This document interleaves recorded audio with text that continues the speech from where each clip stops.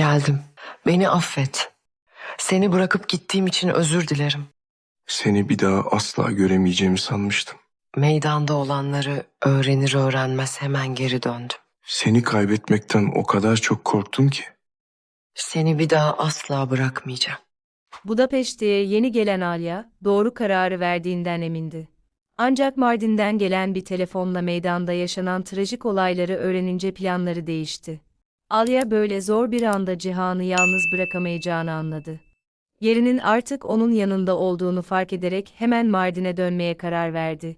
Bu sırada Cihan, hayatının en zor anlarından birini yaşıyordu. Acısına ve hayal kırıklığına rağmen, Alya'nın sebepsiz yere onu terk ettiğine inanmayı reddetti. Malikaneye dönen Cihan, odalarına girdi. Orada Alya'nın gelinliğini gördü. Yatağın üzerinde oturmuş, gelinliği elinde tutuyordu ve o anda odanın kapısı sessizce açıldı ve Alya içeri girdi. Cihan'ı görünce tek kelime etmeden ona yaklaştı ve sıkıca sarıldı. Cihan Alya'nın kaçışının kendisine büyük acı verdiğini gizlemedi. Ancak aynı zamanda meydanda yaşananlardan sonra, Alya ve Deniz'in o sırada orada olmamalarından dolayı rahatladığını da itiraf etti. Eğer Mardin'de kalsalardı, onların da hayatları tehlikede olabilirdi.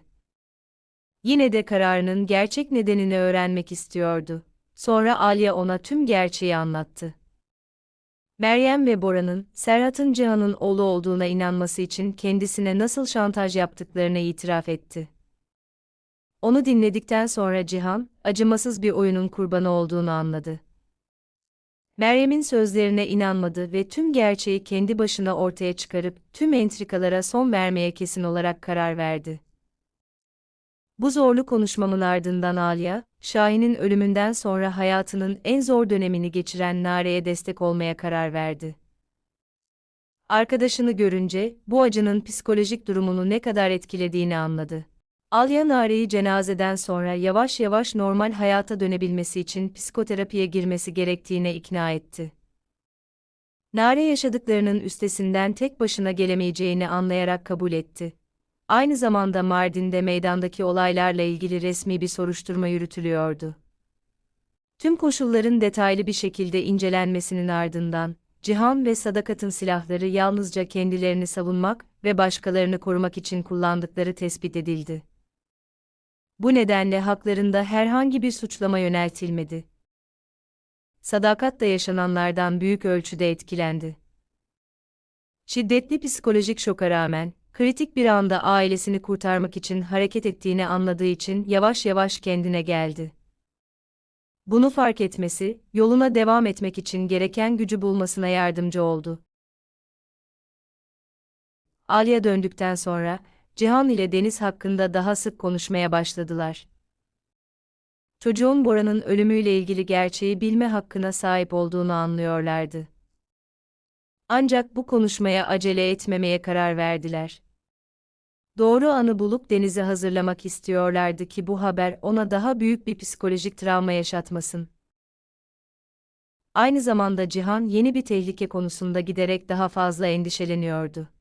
Boran ve Şahin'in ölümünden sonra, Deniz Eçmel'in tek varisi olarak kaldı. Cihan planlarından vazgeçmeyeceğini ve çocuğu tekrar almaya çalışabileceğini gayet iyi biliyordu. Oğlu için çok endişelenen Alya da bu korkuları paylaşıyordu. Ancak Cihan ailelerini kimsenin ayırmasına veya Deniz'e bir daha zarar vermesine izin vermemek için elinden gelen her şeyi yapacağına dair ona güvence verdi. Tüm bu zorluklardan sağ kurtulan Cihan ve Alya, geleceklerini artık ertelemek istemediklerini anladılar. Yakın gelecekte resmi olarak evlenmeye karar verdiler. Ancak bu sefer gürültülü kutlamalar ve fazla tanıtım olmadan, sessiz, önemsiz bir törenin ardından, Cihan ve Alya'nın hayatı yavaş yavaş daha sakin bir ritme dönmeye başladı. Albor ailesinin düşmanlarından gereksiz yere dikkat çekmemek için evliliklerini bilerek gizlediler. Alya hastanedeki işine geri döndü ve ailesi için sürekli endişe duymasına rağmen normal bir hayat yaşamaya çalıştı. Psikoterapi gören Nare de yavaş yavaş hayata geri döndü. Daha sonra Alya hamile olduğunu öğrenir. Bu haber uzun bir kayıp ve trajedi döneminden sonra tüm aile için yeni bir başlangıcın sembolü olur. Cihan karısını yalnız bırakmaz, hatta malikanenin güvenliğini artırır ve artık asıl görevinin ailesini kurtarmak olduğunu anlar. Ecmel'in adamları malikaneyi gözetlemeye başlayınca gerilim artar. Cihan bunu hemen fark eder ve en tehlikeli şeyin henüz gelmediğini anlar. Daha fazla beklememeye, Alya Deniz ve gelecekteki çocuklarının üzerindeki tehdide son vermek için ilk adımı atmaya karar verir. Bu tarihte yeni ve büyük bir dönemin başlangıcı olabilir, kahramanlar sadece ailelerini korumakla kalmayacak, aynı zamanda yıllardır mutluluklarını yok etmeye çalışan herkesi de nihayet alt etmek zorunda kalacaklardır.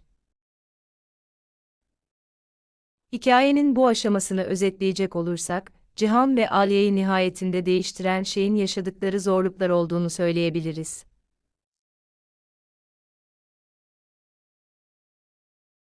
İlişkilerine yönelik en büyük tehdidin düşmanlar değil, yalanlar, manipülasyon ve korku olduğunu, bu durumun birbirlerinden şüphe duymalarına neden olduğunu fark ettiler. Ancak tüm zorluklara rağmen dinleme, anlama ve affetme gücünü bulabildiler ve bu, hayatlarında yeni bir aşamanın temeli oldu. Alya'nın Mardin'e dönüşü, sadece aşkları için değil, tüm Albor ailesi için de belirleyici bir an oldu. Artık sorunlardan kaçmak istemiyordu ve Cihan sonunda hiçbir entrikanın onu sevdiği kadından vazgeçiremeyeceğini anladı. Aynı zamanda ailede zor bir dönemden geçiyordu. Nare Şahin'in kaybından yavaş yavaş kurtulurken, Sadakat kendi hatalarını yeniden gözden geçirdi ve sevdiklerine daha çok değer vermeye başladı ve Deniz, tüm gerçeği bilmese bile, kendisine yakın olan insanların sevgisini ve ilgisini hissetti. Her biri kendi yöntemleriyle duygusal yaralarını iyileştirmeye ve yaşamaya devam etme gücünü bulmaya çalıştı. Ancak geçici barışa rağmen tehlike ortadan kalkmadı. Ecmel niyetinden vazgeçmedi ve Deniz'i geri almak için her fırsatı değerlendirmeye hazırdı. Bu Cihan'ın sadece ailesini korumakla kalmayıp, bir arada kalma hakları için de savaşması gerektiği anlamına geliyordu. Bir çocuğun doğumu beklentisi, Cihan ve Alya için bir umut ve yeni bir başlangıç sembolü oldu. Onları nihayetinde birleştiren ve geçmişteki kırgınlıkları geride bırakma gücünü veren şey, çocuklarının geleceğiydi. Böylece hikayenin bu kısmı tüm zorlukların üstesinden gelmenin nihai zaferiyle değil, yeni bir umudun doğuşuyla sona eriyor.